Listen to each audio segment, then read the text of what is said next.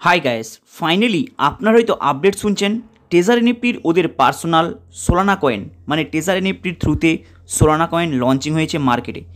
কিন্তু আপনারা কি জানেন এই কয়েনে বাস্তবে আপনারা যদি টার্গেট নেন কিংবা টেজার এনএফটি ফলো করে আপনাদেরকে উইথড্রল ছাড়ে তাহলে কি উইথড্রল দিতে পারবে? অ্যাকচুয়ালি এই কয়েন মার্কেটের মধ্যে এই সময় হিউজ পরিমাণে প্রমোট টাইপের দেখা যাচ্ছে, কিন্তু পেমেন্টের গল্প কোনো নেই।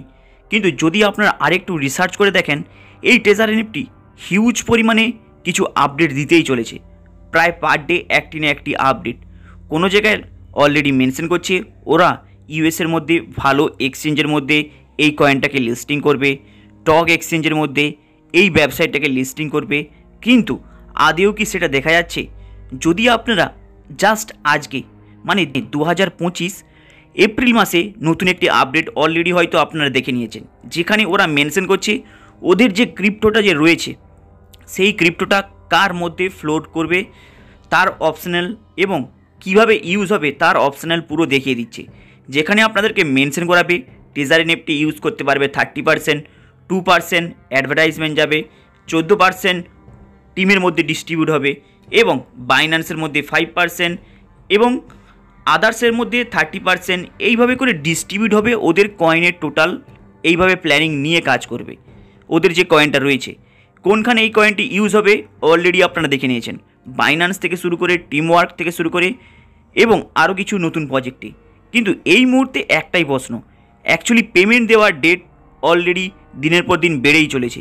যদি আপনারা এই কয়েনটাকে একটু ফলো করেন বেশ কিছু এক্সচেঞ্জের মধ্যে দেখবেন এই কয়েনের মধ্যে লঞ্চিং হয় $5, কিন্তু এই মুহূর্তে ভ্যালু রয়েছে মাত্র $1। আরেকটু ডিটেলসে সার্চ করলে দেখতে পাবেন এই কয়েনের মধ্যে এদের যে ইউজার রয়েছে মাত্র 298 জন। এইবার ভাবুন টেজার এনএফটির প্রায় কয়েক লাখ ইনভেস্টার রয়েছে এই অ্যাকচুয়ালি টেজার এনএফটির মধ্যে প্রফিট নেওয়ার জন্য আইডি ওপেন করে রিজার্ভেশন করছে। কিন্তু যদি আপনারা কয়েনের দিকে ফলো করেন এর ফলোয়িং বেশি দেখতে পাবেন না, প্লাস যেই কয়েনের ফ্যান ফলোয়িং সামান্য 289 জন, প্লাস ওখানে যদি আরেকটু আপনারা ফলো করেন দেখতে পাবেন এই কয়েনের মাত্র মার্কেট সাপ্লাই রয়েছে 800। তাহলে আপনার কি মনে হয় এই কয়েনের থ্রুতে আপনাদেরকে পেমেন্ট দেবে কিংবা এই কয়েনের থ্রুতে আপনাদের কোনো বড় মাপের কোনো কাজ করতে চলেছে টেজার এনএফটি? কোনো আশা করা যায় না, জাস্ট মার্কেটে একটি আপডেট করে ছেড়ে দিয়েছে। চলুন সময়ের সাথে দেখা যাবে এই টেজার এনএফটি এই কয়েনের লোভ দেখিয়ে এবং কয়েনকে মার্কেটে প্রমোট করে এইভাবে কতদিন টিকে থাকতে পারে। আরেকটু নতুন আপডেটের দিকে যদি আপনি মাথা খাবান দেখতে পাবেন টেজার এনএফটি আরেকটি আপডেট দিয়েছে, যেখানে মেনশন করছে যাদের অ্যাকচুয়ালি আইডি 1 নম্বর লেভেল অ্যাচিভমেন্ট করেছে, 2 নম্বর, 3 নম্বর এইভাবে লেভেল অ্যাচিভমেন্ট করে রেখেছে তাদের উইথড্রলের অ্যামাউন্টটাও ফিক্স করে দিয়েছে, প্লাস পার্সেন্টেজটাও ফিক্স করে দিয়েছে। যদি আপনি $200 উইথড্রল লাগান তাহলে আপনাদের $16 ট্যাক্স কাটবে, ওর উপরে উইথড্রল লাগালে ওদের পার্সেন্টেজ হিসাবে ট্যাক্স কাটবে। এই আপডেট তো ছেড়েই দিলাম, এরপর একটি ইন্টারেস্টিং আপডেট শুনলে আপনি অবাক হয়ে যাবেন। এই টেজার এনএফটি বলছে সোলানা কয়েনের অ্যাড্রেস আপনি সাবমিট করুন, কিন্তু আপনি তো সোলানা কয়েনের অ্যাড্রেস সাবমিট করে দিয়েছেন। যখন আপনি উইথড্রল করতে যাবেন সোলানা কয়েনের অ্যাড্রেস কিন্তু আর নিচ্ছে না, দেখাচ্ছে এই লিঙ্কটি এবং এই অ্যাড্রেসটি নট অ্যাভেলেবেল। তাহলে সোলানা কয়েনের অ্যাড্রেসটা সাবমিট করার কি দরকার ছিল? উইথড্রল না দেবে কিংবা লং টাইমে দিয়ে ছেড়ে দিতে পারতো, কিন্তু দেখুন সেই আপনাদেরকে ঘুরিয়ে ঘুরিয়ে নিয়ে যাচ্ছে। সোলানা কয়েনের অ্যাড্রেস সাবমিট করলেন কিন্তু আপনি সেই ঘুরিয়ে ফিরিয়ে BIP20 মধ্যে উইথড্রলটা করলেন। যদি আপনি সোলানা কয়েনের উইথড্রল করতে চান আপনাদেরকে অপশান দিচ্ছে না।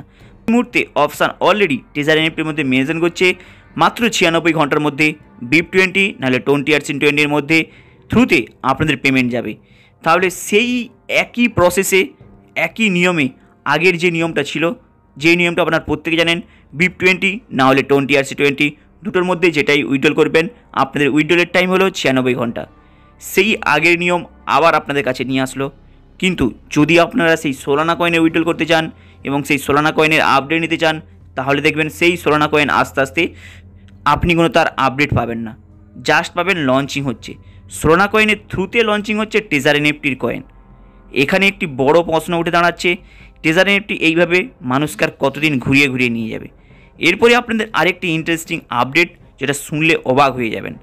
টেজার এনএফটির অলরেডি মেনশন করছে 368 ঘন্টায় পেমেন্ট দেবে, কিন্তু যদি আপনারা এখন উইথড্রল করছেন কিংবা উইথড্র লাগাতে যাচ্ছেন, দেখবেন সেখানে অলরেডি মেনশন করা আছে 96 ঘন্টা। আপনাদেরকে সামনে 96 ঘন্টা মেনশন শো করাচ্ছে, ওদের ওয়েবসাইটে শো করাচ্ছে 360 ঘন্টা। তাহলে অ্যাকচুয়ালি কি এটা পেমেন্ট দেওয়ার প্ল্যানিংয়ের মধ্যে পড়ে? আপনারাই বলুন।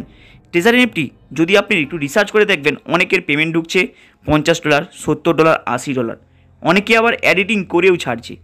এখান থেকে একটু বেঁচে থাকবেন, কারণ এখান থেকে একটু লক্ষ্য রাখবেন ট্রেজার এনএফটি কোনো মুহূর্তে স্ক্যাম একটা বড় মাপের করতে চলেছে মার্কেটের মধ্যে। কারণ যদি কামব্যাক করে যায় জাস্ট আর 2 সপ্তাহের মধ্যে, তাহলে তো ঠিক আছে, না হলে আপনি আজ 2 সপ্তাহের মধ্যে যদি কোনো পেমেন্ট না ছাড়ে, কোনো কিছু আপনি এর বড় মাপের আপডেট যদি না দেখতে পান পেমেন্টের সম্পর্কে, ভেবে নেবেন জাস্ট আপডেটের পর আপডেট চলে যাবে এবং ডেটের পর ডেট দিয়ে যাবে, পেমেন্ট আপনাদের দেবে না।